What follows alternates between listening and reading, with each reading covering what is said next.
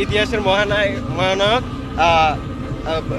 বঙ্গবন্ধু বঙ্গবন্ধু মহানায়ক হিসেবে ছিল।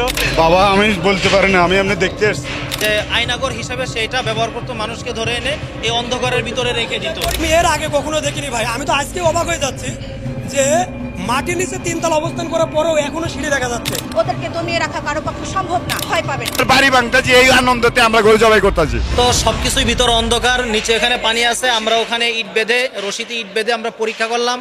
এখানে প্রায় আরো ধরেন আরো 2 ফ্লোর হয়তো নিচে যায়, এরকম আমরা একটা আন্দাজে বুঝতে পারলাম। যেটা এটার মধ্যেই মনে হয় যে আয়নাগর হিসাবে সেটা ব্যবহার করতো, মানুষকে ধরে এনে এই অন্ধকারের ভিতরে রেখে দিত।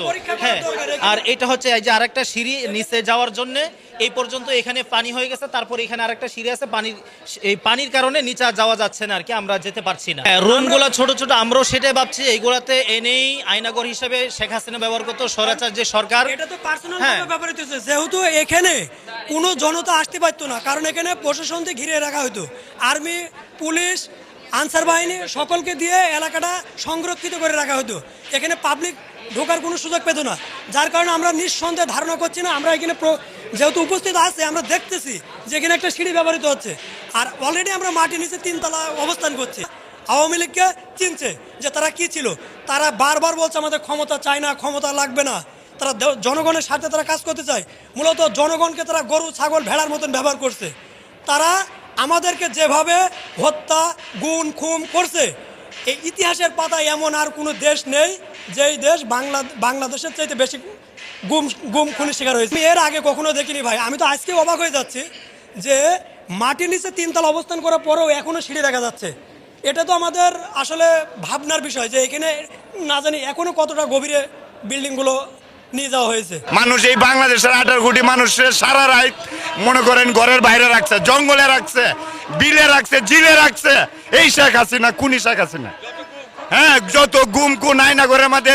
হ্যাঁ, সাধারণ একটা ডিবির প্রধান ছিল হারুন, হলো একটা সাধারণ ফ্যামিলির ছেলে। হ্যাঁ, আজকে এই মানুষকে গ্রেপ্তার করে পিন্ডিং মামলা, গাইবি মামলা সম্পূর্ণ এইগুলা এই মানে পরিবেশ করছে এই শেখ হাসিনার কথাকালি। এই শেখ হাসিনার পাইলে তো গরুর কালো বোনা করার দরকার, আমি যেটা মনে করি। গরুটা দিল শেখ হাসিনার উদ্দেশ্যে, শেখ হাসিনার বাড়ি ভাঙতেছি, এই আনন্দতে আমরা গরু জবাই করতেছি। সবাইয়ের জন্য যে আইতে পারে এই নিব, ঠিক আছে? এটার কোনো বাধা নাই, এটার কোনো বাধা নাই। এই শেখ হাসিনা আজকে আমার 11টা মামলা দিয়ে আজকে দেশান্তরি করছে এই আওয়ামী লীগ সরকার। বঙ্গবন্ধু বাড়ি থেকে এটা পেয়েছে যে সাধারণত যে জাদুঘরে এটা রাখা হয়েছিল, সম্ভবত এটা ছিল যে 1927 সালের 29শে ফেব্রুয়ারি বৃহস্পতিবার। আর ওই বৃহস্পতিবার, আজকে কিন্তু বৃহস্পতিবার, কিন্তু ওই বৃহস্পতিবারে বঙ্গবন্ধু মহানায়ক হিসেবে ছিল। আজকে সে কালপিট হিসেবে সবার সামনে প্রকাশ পেল। আর এখানে লেখা হয়েছিল যে স্টার উইকেন্ড, যেটা ব্রিটিশ আমলের পত্রিকা ছিল। আর ব্রিটিশ আর লেখা আছে যে হার্স ফাদার্স ডটার, তার বাবার মেয়ে। তার 1971-এ যে মুক্তিযুদ্ধ হয়েছিল, তার মুক্তিযোদ্ধার নাম করে যে তার বাবা শেখ হাসিনা, যে প্যাসিস্ট সরকার প্যাসিস্ট হাসিনা, তিনি 1927 সালে ওই সময় সরকার ছিল এরশাদ। এরপরে নির্বাচনের জন্য তার বাবার নাম করে নির্বাচন প্রচারণা চালানোর জন্য এই পত্রিকাটা ছাপানো হয় এবং ছাপানো হয়েছিল। ইতিহাস ভুলভাবে রচনা করবে, তাদের পরিণতি কিন্তু এই বাংলা এর মতো হবে, হ্যাঁ হতে হবে। আরও কিছু পেয়েছি, যেটা হচ্ছে যে ওবায়দুল কাদের একটা মন্তব্য পেয়েছিলাম, একটা বইয়ের একটা ধ্বংসস্তূপ, যেটা অর্ধেক পুড়ে গেছে। এভাবে আমরা পুড়ে দিব সব ভুল ইতিহাসগুলো। সেখানে ওবায়দুল কাদের লেখা আছে যে এখন সততার বড় দুঃসময়। এটা কিন্তু ওবায়দুল কাদের নিজে একটা জলজন্ত উদাহরণ হিসেবে 2024 সালে দেখা দিয়েছে। তারপরে আমি দেখা দিতে চাই যে বঙ্গবন্ধু ইতিহাসের মহানায়ক বঙ্গবন্ধু, যেটা কিন্তু ভুলভাবে রচনা করা হয়েছিল।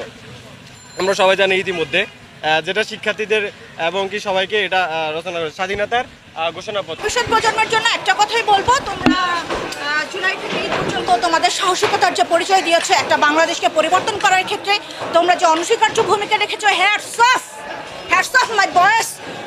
জ্যানজি বলি, বাংলার সাধারণ জনগণ বলি, রিক্সা মোটরওয়ালা থেকে শুরু করে সবাই আন্দোলনটার সাথে অংশগ্রহণ করেছে। এই বিজয় শুধু তোমরা একা ছিনিয়ে আনোনি, সর্বাত্মকভাবে আমরা এই বিজয় অর্জন করেছি। তোমাদের প্রতি একটা অনুরোধ থাকবে, তোমরা পড়ালেখা করবে, পড়ালেখার পাশাপাশি যতটুকু দরকার সেটুকু করবে। তবে অতিরিক্ত অতিরঞ্জিত কোনো কিছু করতে যাবে না, যেটা আসলে আমরা বাবা মা হিসেবে বা আমরা তোমাদের গার্ডিয়ান হিসেবে আমাদের চোখে ভালো লাগবে না। এ ধরনের কোনো কর্মকাণ্ড তোমরা করবে না।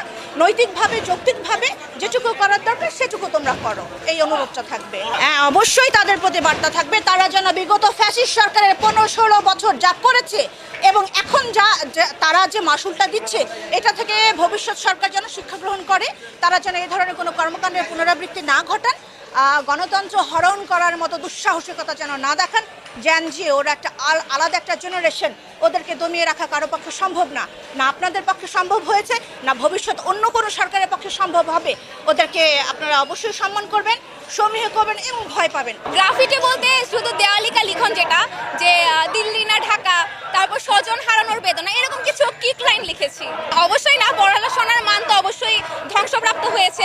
যেমন আমরা হচ্ছে যে কাঠামোতে পড়াশোনা করে এসেছি, সেটা আমি বলবো না যে খুব মানসম্মত ছিল, কিন্তু বর্তমান প্রজন্মের, আমি বর্তমানে অনার্স 3য় বর্ষের শিক্ষার্থী, তো আমরা যে সময়ে যে কাঠামোতে পড়াশোনা করে এসেছি, সৃজনশীল কাঠামোতে, তবু আমরা যতটুকু শিখতে পেরেছি, বর্তমান জেনারেশনে বাচ্চারা তেমন কিছুই শিখছে না, মানে শিখতে পারেনি। এখন বর্তমান কারিকুলাম চেঞ্জ হবে। আচ্ছা, প্রথমত আমি আমার বন্ধু বান্ধবের সাথে আসিনি, আমি আমার ফ্যামিলি, আমার ভাই, আমার কাজিনের সাথেই এসেছি। তো বিষয়টা হচ্ছে যে আন্দোলন যখন শুরু হয়, কোটা আন্দোলন যখন শুরু হয়, প্রথম দিকে তেমনভাবে সোচ্চারভাবে ছিলাম না, কিন্তু আমার যতটুকু মনে পড়ে 15 জুলাই থেকে আমি মাঠে অবস্থান করেছি, ধাওয়া পাল্টা ধাওয়ার সম্মুখীন হয়েছে, এবং মজার কথা হচ্ছে আমি জুতাও হারিয়েছি দৌড়াদৌড়ি করতে যেয়ে। তো বিষয়টা হচ্ছে তখন আমার কাজিনদের সাথেই ছিলাম, আমার ভাই, আমার বড় ভাই, আমার বোন, আমরা একসাথেই ছিলাম। তো আজকেও আমি এখানে এসেছি, ইভেন হচ্ছে 5ই আগস্ট, যেদিন বলা যায় স্বাধীনতা, জেনজিদের স্বাধীনতা, সেদিন আমরা একসাথে গিয়েছিলাম। আর এই বিষয়টাকে আমি আমার পরিবারের কাছে, আসলে আমার পরিবার আমাকে কোথাও না কোথাও ইন্সপায়ার করেছে অন্যায়ের বিরুদ্ধে কথা বলতে জন্য, তাই হয়তো আমি আজকে আমার পরিবার বা আমার ভাই বোনের সাথে এই জায়গায় দাঁড়িয়ে আছি।